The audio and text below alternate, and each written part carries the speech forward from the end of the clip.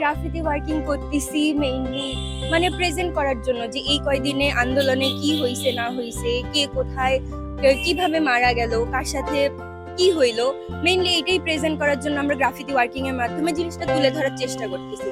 আমি হচ্ছে বাংলাদেশ প্রপ, বাংলাদেশ এখন নতুন ভাবে দোলা দিয়ে উঠছে, ওইটাই আমি গ্রাফিটি করতেছি। যখন শেখ হাসিনা ক্ষমতা আসছিল তখনও কেউ জানতো না যে আজকে এই পরিস্থিতি হবে। তো এখন ডক্টর ইউনূস আসছে, আমরাও জানি না ফিউচার কি হবে, বাট হোপফুল যে ভালো হবে। ভালো লাগছে হচ্ছে মানে ওইখানে একটা আবু সাইদের ড্রয়িং আছে, ওটা আমার সব থেকে বেশি ভালো লেগেছে। আমি এখানে তিনজন মানুষ আঁকাচ্ছি, এখানে মানে তিনটা ধর্মের মানুষ, বৌদ্ধ, মুসলিম আর হিন্দু।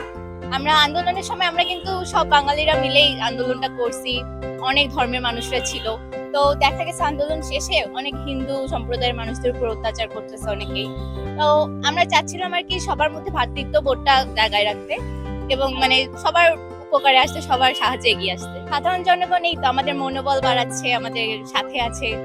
আমরা মানে ওদের থেকে অনুপ্রাণিত হয়ে ওদের ভালো কথাগুলো মাথায় নিয়ে এগুলো চেষ্টা করছি।